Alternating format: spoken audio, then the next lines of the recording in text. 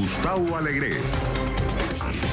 Oficina de Rendición de Cuentas concluye que Trump violó la ley al retener ayuda de seguridad a Ucrania. ¿Qué tan golpeado llega el presidente a su juicio en el Senado? México apuesta por la mano dura y dice que no permitirá paso de caravana de migrantes hondureños. Y 5 años de la misteriosa muerte del fiscal argentino Alberto Nisman.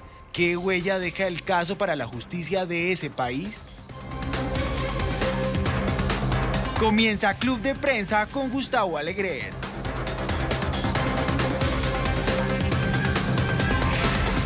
Bienvenidos a Club de Prensa, el espacio de análisis de NTN24 con los mejores corresponsales y analistas en la capital estadounidense. Puede hacernos llegar sus comentarios a través de la cuenta de Twitter Club Prensa NTN24 y suscríbase a nuestro podcast. Estamos en Apple y en Spotify para poder escuchar este programa a su conveniencia. Déjenos también sus comentarios. Hoy en el espacio de este viernes vamos a escuchar las opiniones de Antonio de la Cruz. Antonio es analista político, es director ejecutivo de Inter-American Trends y columnista de El Nacional de Venezuela. Antonio, ¿cómo estás? Muy buenos días. Muy buenos días, gracias Gustavo por la invitación. Gracias por estar con nosotros y con Juan Carlos Hidalgo, es analista político y es columnista de La Nación de Costa Rica. Juan Carlos, ¿cómo estás? Buenos días. Gracias por estar en NTN24. Hoy viernes, cuando son las 9:33 de la mañana, nos fijamos en las últimas 24 horas del Congreso, que recibió esas acusaciones formales por parte de la Cámara de Representantes. El Senado ahora tiene la pelota en su cancha. Tomaron posesión, juramentaron el juez de la Corte Suprema que presidirá ese juicio al presidente Donald Trump, el tercero en la historia de enfrentarse a un juicio político, de ser acusado formalmente por el Congreso, y la juramentación de los senadores. A partir del martes se comenzarán a perfilar lo que será la dinámica de este juicio político. Mitch McConnell, el líder de la mayoría republicana, tiene que elaborar las normas de funcionamiento y está la gran incógnita, Juan Carlos, de si va a aceptar el llamado a nuevos testigos. En las últimas horas he escuchado a algún congresista, senador republicano, afín a Trump, diciendo: testigos no los llamaron en la Cámara de Representantes y ahora es nuestra responsabilidad. Si no han venido, no nos busquen a nosotros, la culpa es de los demócratas. Y así, en acusaciones cruzadas, va a avanzar este juicio. El relato es muy sencillo por parte de los republicanos. Uno, no lo llamaron en la Cámara, ¿por qué tenemos que llamarlo nosotros? Dos, ¿por qué la Cámara y el intento de Nancy Pelosi de establecer las reglas de cómo se iba a conducir el juicio, que es una prerrogativa del Senado? Diciendo, nosotros somos el Senado, somos un cuerpo independiente de la Cámara, ¿y por qué vamos a aceptar órdenes o condiciones por parte de la presidenta de la Cámara de Representantes? Lo que pasa es que McConnell no es bien el Senado, es una parte del Senado, ¿no? El Senado tendría que tener la consideración también de la mayoría. Si hay una mayoría de senadores que consideran que se debe llamar a nuevos testigos, se debe llamar a nuevos testigos. Pero para eso se requiere que 4 senadores republicanos voten con los demócratas para llamar testigos, y no está claro que haya esos 4 votos. Por supuesto que hay 3 senadores que son muy independientes, que son Mitt Romney de Utah, Lisa Murkowski de Alaska y Susan Collins de Maine. Susan Collins en reelección en un estado que tradicionalmente ha sido demócrata. Ellos podrían, y han manifestado, por lo menos en el caso de Mitt Romney, que están interesados en oír de John Bolton, por ejemplo. Pero todavía aún así se requeriría un senador más para poder abrir el Senado a recibir testigos. Así que no está claro. Y por sí lo de los testigos yo creo que es parte de lo que se puede presentar como un circo. O sea, la evidencia dura está en los documentos, la evidencia dura está en los correos electrónicos, la evidencia dura está en las comunicaciones, en las llamadas que han sido transcritas, y ahí es donde se demuestra claramente el caso contra Donald Trump. Un testigo puede quitarse, puede evadir respuestas, etc. Yo creo que al mal paso, buen tiempo, como decimos en Costa Rica, ya empezando con los dichos el día de hoy. Yo creo que la suerte de este juicio está echada. Los demócratas ya fracasaron en su intento de que este juicio político afectase la suerte política de Trump o afectase su investidura como presidente. No lo lograron, yo creo, en el ojo de la opinión pública. La opinión pública no se ha movido, pero ni un centímetro, Así que entre más rápido esto, yo creo que incluso mejor para el Partido Demócrata, porque así los senadores que están aspirando a la presidencia van a poder regresar a la campaña y participar de esta de cara a la primera primaria de Iowa. Es interesante porque hay 3 senadores demócratas, republicanos que ya han mostrado simpatías por abrir la puerta a la citación de testigos. Si no se confirmara el cuarto, habría un empate. Y como que el presidente del Senado, que es el vicepresidente de los Estados Unidos, en este caso no actúa, porque esto no es una audiencia del Senado, sino un juicio, la patata caliente la tendría el juez Roberts. Y ahí, ¿qué diría Roberts? Yo no sé cómo son las reglas en ese sentido. Se supone que el presidente de la Corte Suprema simplemente preside, no tiene voto. Y no recuerdo haber leído en la Constitución de Estados Unidos qué ocurre en esas situaciones. Antonio. Lo cierto es que si se da lo de invitar nuevos testigos, los republicanos vienen diciendo que ellos entonces se abre la puerta. Ellos quisieran invitar al hijo de Biden también a que declare. Entonces, allí realmente los demócratas entrarían también en el ojo del huracán, ¿verdad? Porque si lo llevan a declarar, entonces abren también una caja de Pandora por el lado demócrata, que hasta ahora no han sido, porque si vemos, solamente han sido testigos que van en contra del presidente Trump en ese sentido. Entonces, yo creo que no va a avanzar mucho lo de las citaciones. Va a ser un juicio, debería ser un juicio corto, y eso es lo que quiere Mitch McConnell, ¿verdad? Que se haga lo más rápido posible, porque necesitan pasar la página rápido y concentrarse realmente en lo que es este año, pues, que es la campaña electoral. O sea, realmente pienso que ahí los demócratas jugaron y no tienen la pelota en su cancha, no la tienen. Sí, no, fracasaron. Y bueno, eso es una gran discusión que consumió por lo menos la dinámica interna de los demócratas en la Cámara de Representantes, donde había un sector muy activista por llamar a un juicio político contra el presidente. Nancy Pelosi resistió esas llamadas hasta el puro final. Cuando salieron las revelaciones de Ucrania, ella cedió a la presión. Ahora bien, yo personalmente creo que lo que hizo Donald Trump es deleznable. Creo que si eso no amerita un juicio político, bueno, sinceramente no sé si eso amerita un juicio político. He estado repasando los hechos, pero sí es parte de una conducta. O sea, no es un hecho aislado lo de Ucrania, sino que es parte de una conducta de un presidente que una y otra vez ha pasado por encima de la institucionalidad y la Constitución. Entonces, tal vez el caso aislado de Ucrania no meritaba un juicio político, pero todo el comportamiento de Trump sí lo hacía. Pero en el ojo de la opinión pública, y nuevamente, esto es un juicio político. Eso significa que la opinión pública juega un papel fundamental en determinar si es un mecanismo válido o no. No se logró el objetivo. Lo último que podrían lograr ahí los demócratas es ver si para la campaña electoral pueden mostrar que esa conducta sistémica del presidente Trump es desleable y por lo tanto no es un presidente que debería ser reelecto en el 2020.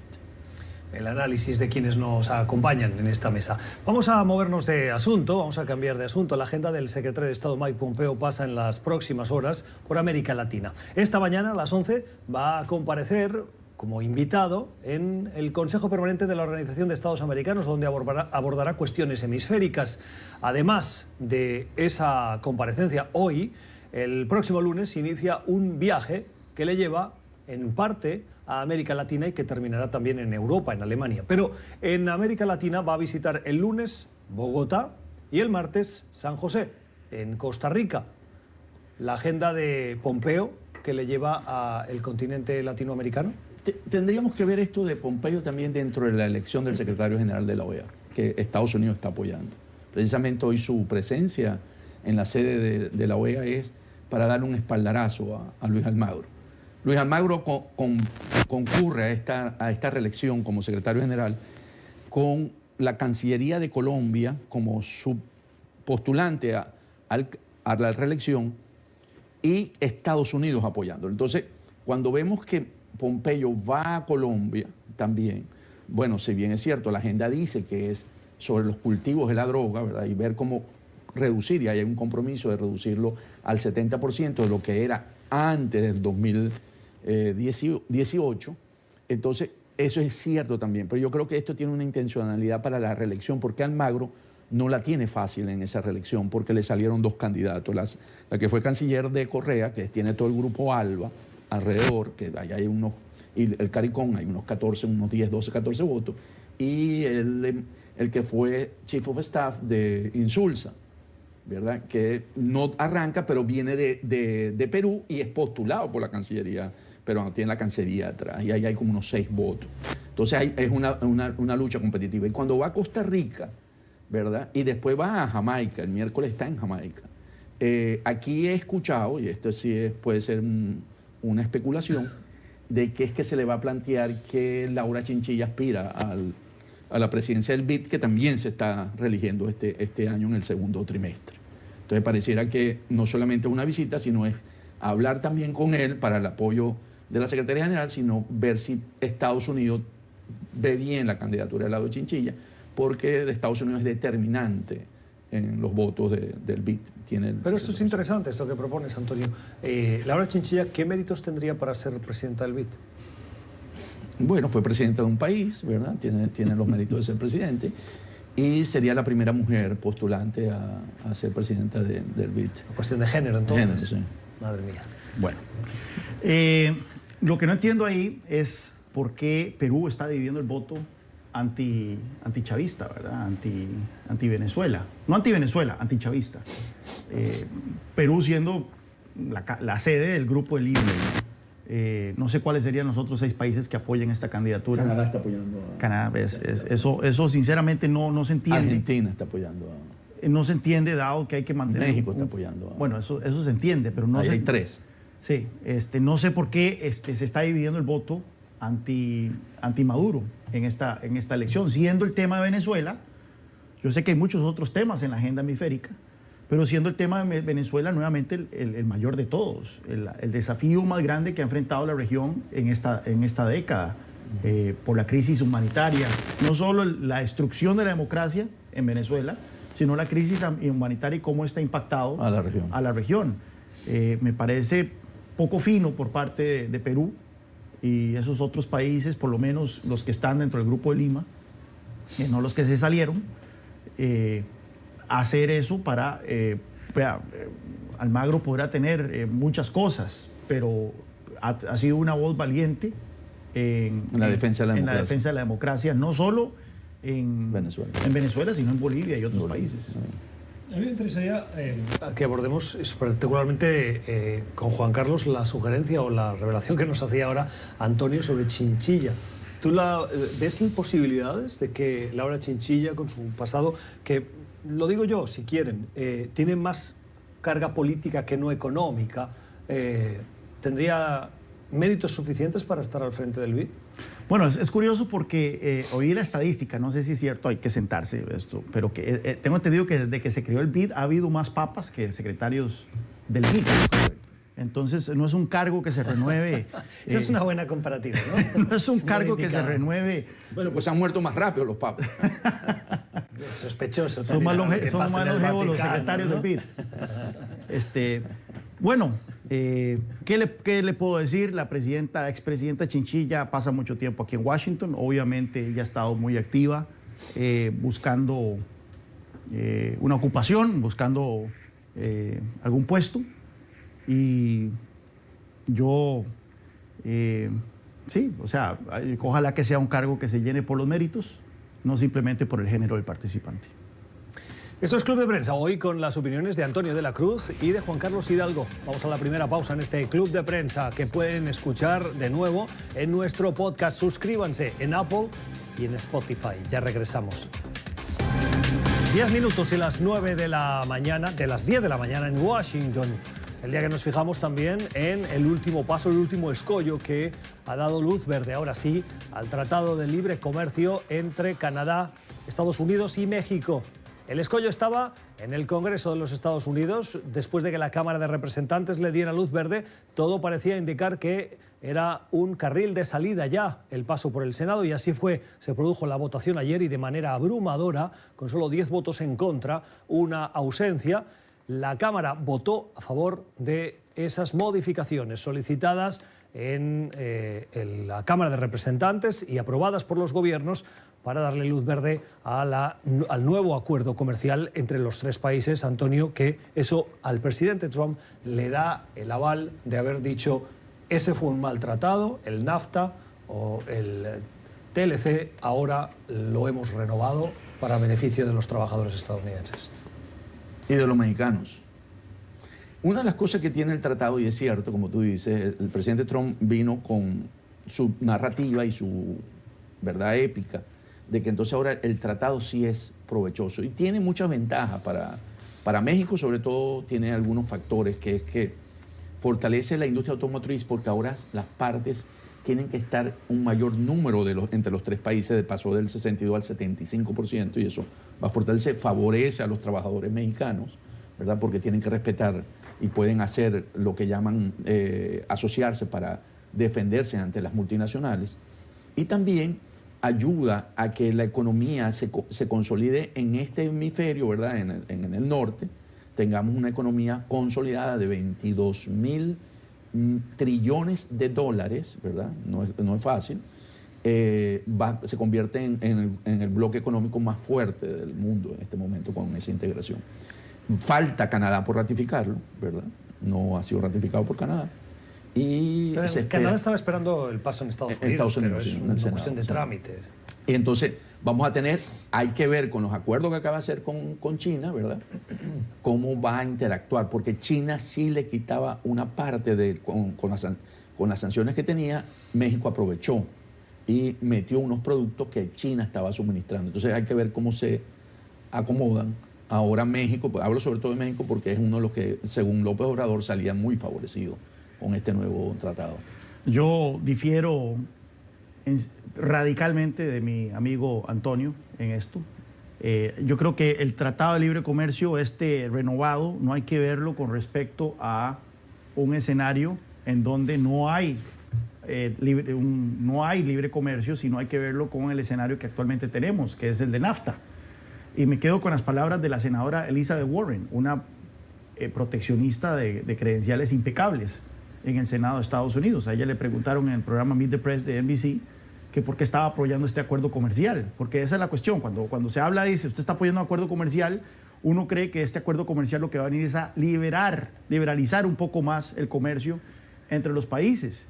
Y ella dijo, no, apoyo este acuerdo comercial porque es una mejora desde su punto de vista proteccionista con respecto a lo que actualmente tenemos, NAFTA. Es decir, va a ser un acuerdo que va a venir a restringir el comercio, va a venir a reducir el comercio, va a venir a minar el flujo de bienes y servicios y la inversión entre los tres países participantes. De hecho, incluso hay estudios, y estaba buscando, pero no lo encontré, pero hay estudios que señalan de que el PIB, las economías de los países participantes en el TEMEC va a ser más pequeña, se va a ser inferior a lo que habría sido si las reglas de NAFTA hubieran permanecido vigentes.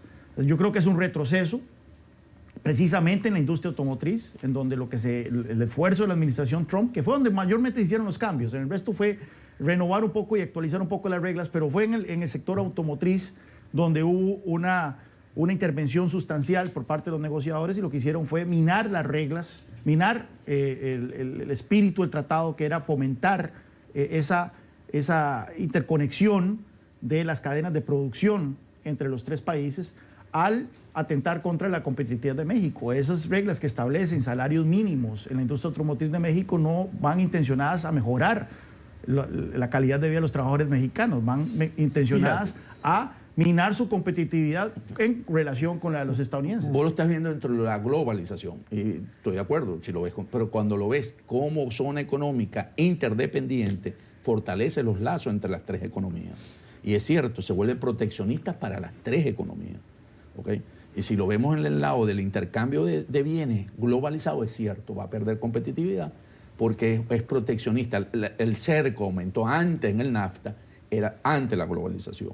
Yo cuando lo digo que beneficia a México es en términos de que ellos ahora van a tener canales de comercialización mucho más estrechos con todo, va a ser mucho más interdependiente entre ellas tres. O sea, no va a venir China a meterse porque ahora va a estar protegido, como vos decís, dentro de las tres economías. Entonces, en ese sentido es que yo le veo que favorece a México. Yo creo que el único argumento desde un punto de vista, nuevamente, desde un punto de vista librecambista, del libre comercio, el único argumento a favor de este acuerdo es que existía una amenaza real, que yo no creo que lo era, por parte de Donald Trump de salirse de NAFTA en caso de que no se le aprobara este acuerdo. Creaban unos mecanismos internos que debilitaban la economía. Y ahí sí volvíamos al estado de la naturaleza, para ponerlo en términos jovesianos, ¿verdad? Ahí volvíamos a un escenario de OMC pre-NAFTA, en donde los aranceles son altos y demás. Bueno, yo creo que en México había mucha incertidumbre, en verdad se compraron ese argumento, como me lo dijo un amigo mexicano mío, es mejor un mal acuerdo que un buen pleito, y por eso es que se apoyó de una manera entusiasta en México este acuerdo, a pesar nuevamente de que cualquier observador objetivo reconocería de que se mina eso, sino que obligó a López Obrador a jugar muy cerca con el presidente Trump y se ha convertido casi en su cuidador de la frontera sur. Bueno, vamos a hablar de eso ahora más tarde, ¿no? Entonces, y eso hay que irlo viendo así también, porque ¿qué hizo con China? Con China hizo lo mismo, llegaron a unos acuerdos donde las economías, ¿verdad?, retrasan otra vez, se van atrás, se van a mecanismos no OMC. Entonces, vemos que Trump va encaminando la vía económica por ahí. No sé, yo sinceramente estaba contando con que la dinámica electoral iba a minar la aprobación de este acuerdo. Veo que me fallaron mis cálculos. A veces fallan. Sí. Y bueno, ojalá que ese escenario del menos malo que muchos mexicanos adoptaron sea el que en verdad era, y que este acuerdo sea lo mejor para México, porque para mí, de las tres partes, obviamente el NAFTA, de las tres partes, NAFTA ha beneficiado mucho más a México, y yo creo que México es el que merece ser más beneficiado en este acuerdo comercial, siendo el país de menor desarrollo relativo de los tres. 8:57 minutos de la mañana en Ciudad de Guatemala y en Ciudad de México. Una caravana, un grupo de migrantes, caravana como le llaman, de Honduras, emprendió camino al norte hace un par de días. Los medios de comunicación nos fijamos en ese caminar de los migrantes que llegaron a la frontera con Guatemala y que las autoridades guatemaltecas intentaron que no entraran en el país, pero no lo consiguieron. Incluso hubo algunas situaciones de forcejeo entre las autoridades, las fuerzas de orden público y esos migrantes que ya consiguieron entrar en Guatemala y que continúan su camino hacia Estados Unidos. En las últimas horas, preguntada por esa caravana, el presidente Andrés Manuel López Obrador ha dicho que no va a permitir el paso de los migrantes, en un intento de hacer llegar un mensaje a Washington de que van a cumplir con su labor, su compromiso de controlar la inmigración. ¿Lo van a conseguir? Pues no por falta de intención, o sea, parece que sí hay una voluntad genuina del presidente López Obrador de frenar esos flujos. Recordemos de que estos flujos se dispararon en su primer año tras la llegada, en los primeros meses tras su llegada al poder en México. Él adoptó una política de humanismo y solidaridad hacia los inmigrantes, donde les dio carta blanca para cruzar el territorio mexicano, lo cual desató la furia del presidente Trump, que amenazó con esos aranceles y esas represalias comerciales, a pesar de ya haber negociado el tema que estábamos hablando. Es curioso porque la principal promesa de campaña de Donald Trump fue construir un muro en la frontera sur con México.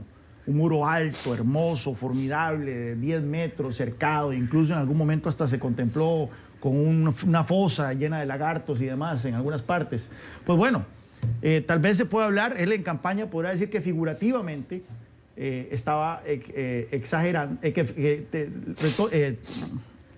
explícitamente estaba, literalmente estaba exagerando, pero que figurativamente ya se ha construido un muro en la frontera sur y que México está pagando por él. Y es literalmente, porque en este caso México efectivamente es el que está deteniendo a los inmigrantes y desplegando a su fuerza de Guardia Nacional para ese fin. Sí, de hecho aumentó el número de efectivos de Guardia Nacional para poder cumplir con ese rol que le solicitó Estados Unidos y que él está desempeñando muy bien. En el caso de Guatemala, tienen un nuevo presidente, ¿verdad?, que tomó posesión el miércoles. Alejandro Yamatei. Entonces él básicamente también está comprometido con detener ese flujo migratorio Sin embargo, en esta primera oportunidad no logró emplearlo. Yo creo que en el futuro él va a hacer también un muro de contención. Entonces, lo que estamos viendo es que hay como muros de contenciones en cada país y eso va a mermar cada vez más la llegada de migrantes, ¿verdad?, a la frontera sur. Porque si vemos, lo va a hacer Guatemala, ahora le toca, pasaron Guatemala, entonces viene ahora México, porque ellos deben pedir asilo en esos países para poder seguir hacia adelante. Sí, los países se han tomado en serio las amenazas de Donald Trump. Y es ahí, entonces, ya pensando en una cuestión más global de cara a la elección del 2020. Él va a decir que cumplió con su promesa. Pues bueno, hay que hilar filo para desmontar el argumento. O sea, no es un caso blanco y negro, pero es gris. Y eso es lo que le conviene a Donald Trump. Las zonas grises juegan a favor del presidente y en este caso él va a decir, bueno, obligué a los países a cooperar con Estados Unidos para detener los flujos migrantes. Se construyó un muro que no es literal, pero sí es un muro que está frenando virtual, y pagado por esos países. Virtual. Y así puede ir en otros campos con China. Obligué a China a sentarse a negociar. A pesar que la estadística no le favorecía, ¿verdad? Porque veíamos que con el presidente Obama había bajado ese número.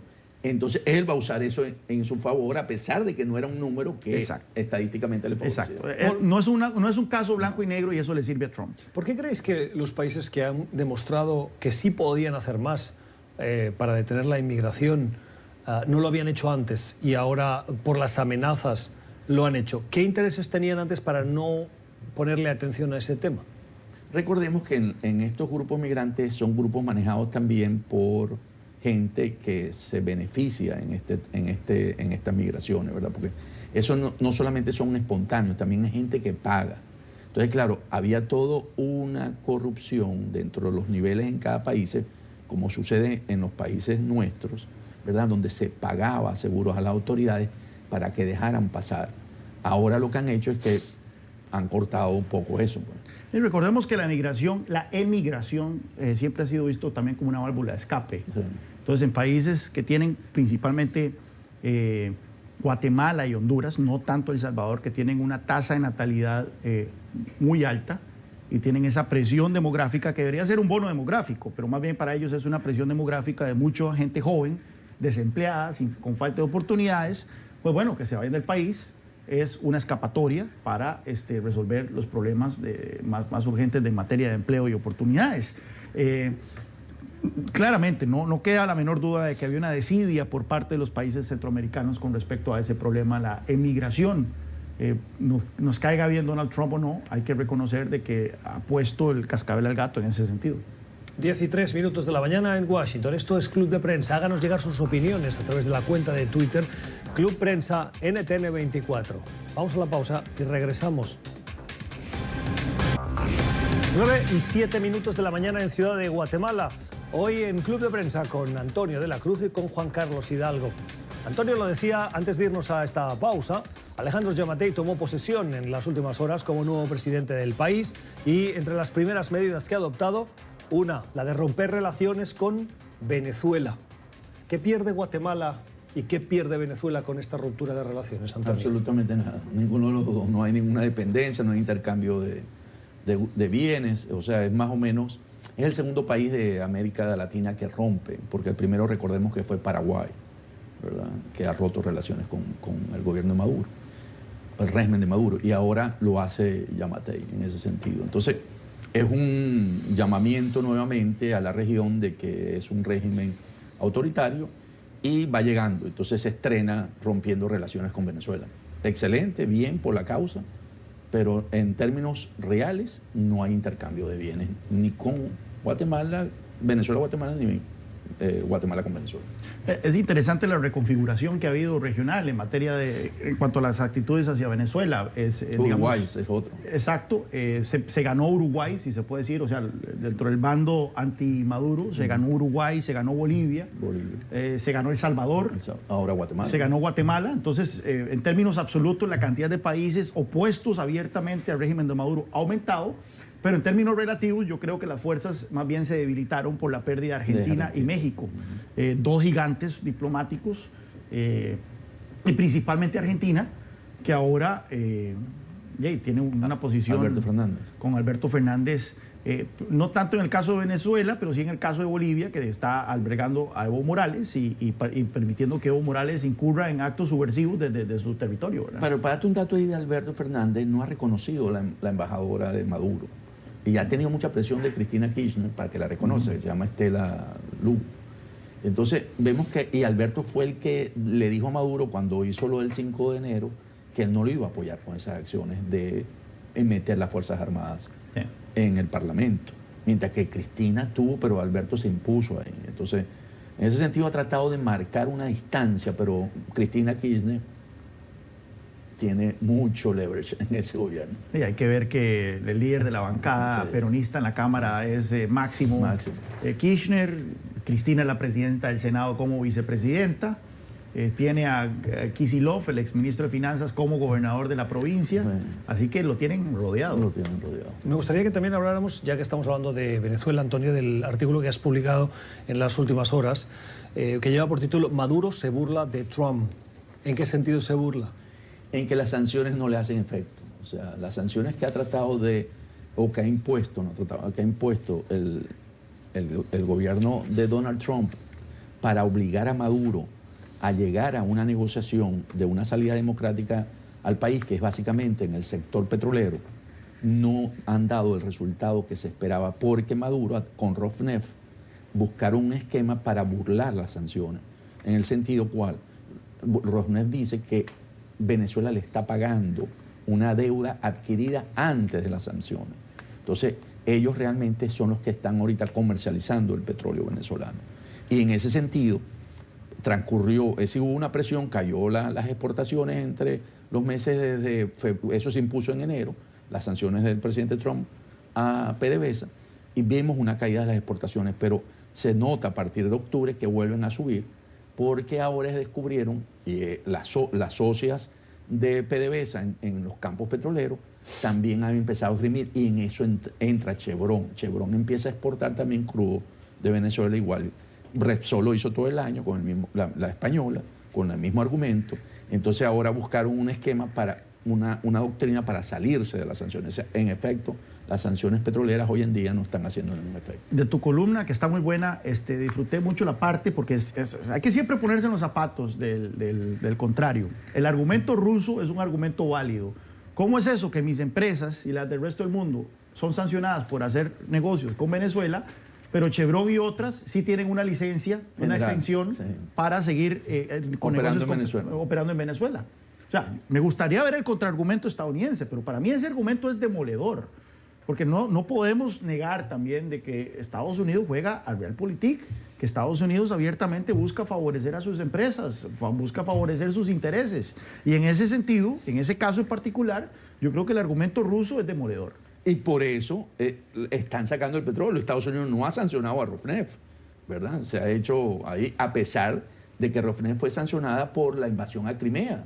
Ya tiene una sanción por la FAC, por la oficina, ¿verdad? Del Tesoro.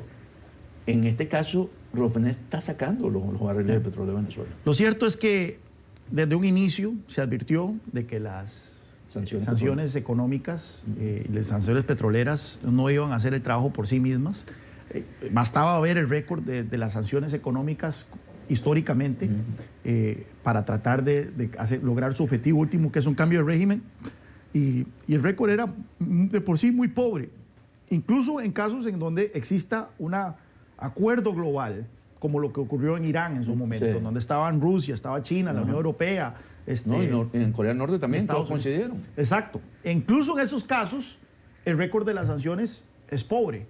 Cuando ya no es un acuerdo global, cuando ya hay disidentes, y en este caso disidentes importantes como la Rusia, como la China, como la India, pues bueno, el récord es todavía más magro. Y lamentablemente las sanciones han servido para que actores externos culpen a la situación económica de las sanciones. No sé qué tanto han deteriorado la economía de Venezuela, porque más bien la economía de Venezuela ahora está viviendo una mini bonanza, no sé si se puede decir mini bonanza dentro de las condiciones lamentables en que se encuentra la crisis humanitaria, pero ha despegado un poquito porque las sanciones más bien sirvieron para que el régimen de Maduro liberara ciertos controles. Y ahora más bien dicen que Venezuela está nadando, no nadando en dólares, pero que hay una abundancia de dólares que se está reflejando en comercios abiertos y más actividad económica. Ahí para complementar tu argumento es que lo que liberaron fue la economía ilícita. O sea, todo lo que era antes costaba lavar y que circulara porque había sanciones, ahora toda esa economía salió y eso más o menos representa unos 10.000 millones de dólares entre oro, contrabando de combustible, narcotráfico. Entonces, todo eso está entrando a la economía que antes no estaba entrando abiertamente. Ya. Entonces, eso es lo que te da, lo que tú dices. Entonces, por eso ves negocios de venta de alimentos que se llaman bodegones, porque eso sirve para lavar. Ves construcciones, porque el lavado se está haciendo en Venezuela. Antes se hacía con los bonos, ¿te acuerdas? Sí. Las 10:16 de la mañana, noticia de última hora. La Casa Blanca ha revelado los nombres del equipo de abogados que defenderán al presidente Donald Trump en ese juicio político que comenzaría a partir del martes. Interesante darse cuenta de que el presidente ha escogido a Ken Starr, que fue el fiscal del caso contra Bill Clinton, del juicio político contra Bill Clinton, y además suma a otros dos abogados, Alan Dershowitz y Robert Wright, que son expertos constitucionales. La línea que va a seguir el presidente es la de defensa de la Constitución, por lo que vemos, y también la experiencia de alguien que ya se enfrentó a un juicio político y sabe de los entresijos. A diferencia, por ejemplo, de lo que vimos con la selección de fiscales por parte de los demócratas, que le ponen el acento a la parte legal, a los vericuetos y al contenido de lo que los fiscales están muy familiarizados. Bueno, Alan Dershowitz, yo creo que es de Harvard, ¿no? Seguro. Es un abogado constitucionalista reconocido, ha mantenido una posición cercana al presidente, pero bueno, no es un peso ligero en lo absoluto. No, para nada. Vamos entonces a la pausa. Esto es Club de Prensa. Los análisis hoy con Antonio de la Cruz y con Juan Carlos Hidalgo en ese repaso de la actualidad. Ya regresamos. 12:22 de la mañana en Buenos Aires, Argentina. Mañana se cumplen 5 años desde la muerte del fiscal Alberto Nisman. Un Nisman que investigaba el atentado de hacía 26 años, este año 2020 se cumplirán 26 años, en la Mutual Argentina AMIA, en Buenos Aires. Un atentado que acabó con la vida de 85 personas, un atentado que deja muchas sombras y muchas más preguntas que respuestas. Nisman estaba a punto de revelar parte de su investigación respecto a ese atentado y a la connivencia, decía en su momento, del entonces gobierno de Cristina Fernández de Kirchner con los presuntos autores de ese informe y cómo el gobierno podría haber interferido en las investigaciones. 5 años y muy probablemente no se va a conocer la verdad nunca. Yo creo que si hay alguna certeza es esa, de que no vamos a conocer la verdad. Parece, yo creo que la mayoría de la gente estaría de acuerdo en que sí, no fue un suicidio, de que hubo una mano en la muerte de Nisman, una mano externa, y por las características de la operación, parece que fue una mano muy profesional. Entonces ya eso eleva el grado el nivel de intervención que hubo en esta operación. Y ahí la pregunta entonces es si fueron servicios secretos domésticos o servicios secretos externos, en este caso los más probables iraníes. En el caso de Nisman se extiende a Irán, eso te iba a decir. O sea, pareciese que lo que había detrás del atentado en la AMIA fueron los Hezbollah, que es financiado por Irán. Y eso realmente generó problemas porque habían sancionados que estaban buscados por Interpol, del alto gobierno iraní. Entonces, Nisman tocó esos tentáculos, ¿verdad? Llegó a esas partes, a esa ramificación, y allí pareciera que fueron los iraníes los que tenían. Y además, ¿qué pasó con los iraníes? Recordemos que eso fue en el 2005, 2004, ¿verdad? Entonces, Irán empieza a ver la apertura a América Latina y hace los contactos con Chávez, ¿verdad? Había una relación buena Chávez y Ahmadinejad, ¿verdad? Y ellos le piden, porque los reactores nucleares iraníes son similares a los que tiene Argentina. Entonces ellos querían tener tecnología para poder para usar plutonio. Entonces Chávez hace de puente para ello, y entonces cuando y Chávez compró, acuérdate, parte de la deuda de Argentina, y los iraníes dieron plata también, mandaron plata para ello. Entonces, En ese sentido es cuando Nisman empieza a ver la vinculación y es por eso que Cristina está involucrada. Sí. Porque forma parte porque de hubo un giro de 180 grados en la posición del gobierno argentino. Durante Néstor Kirchner estaban persiguiendo esta inicialmente, en la parte inicialmente con Irán, y luego es Cristina la que da este giro de 180 grados inexplicable, donde anuncia una colaboración más bien con Irán, que es como cuando Jeremy Corbyn en el Reino Unido pidió la colaboración de Rusia para investigar el envenenamiento de aquellos agentes en el Reino Unido, ¿verdad? Que es totalmente absurdo. Pero bueno, tal vez el espacio de la ventana de oportunidad para resolver esto era durante el gobierno de Macri, donde la justicia no estaba comprometida. Ahora que el peronismo ha vuelto al poder, se va a complicar mucho más. ¿Qué revela esa connivencia o esa relación, presunta relación del gobierno de Cristina Fernández con la justicia argentina? ¿Qué nos dice? Que, bueno, ella tiene varios juicios que están pendientes, ¿verdad? En el caso de Cristina, que vienen pendientes de tener una solución. Vemos que va a haber interferencia por parte del gobierno de Cristina. El análisis de nuestros invitados. Hoy es viernes, vamos con la mala semana. Y el cumpleaños.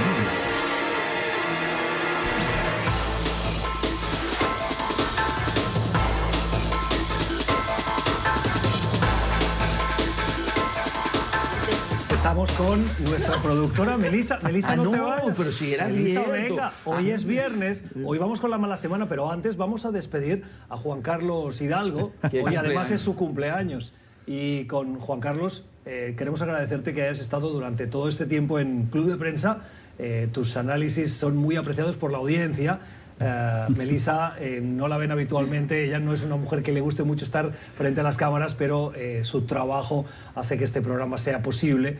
Mientras estamos en la mala semana, me voy a permitir el lujo de abrir esta botella de cava catalán, valga la cuña publicitaria, para que le demos gracias y la felicitación por el cumpleaños. Muchas gracias, Gustavo, y muchas gracias a Melissa y Antonio.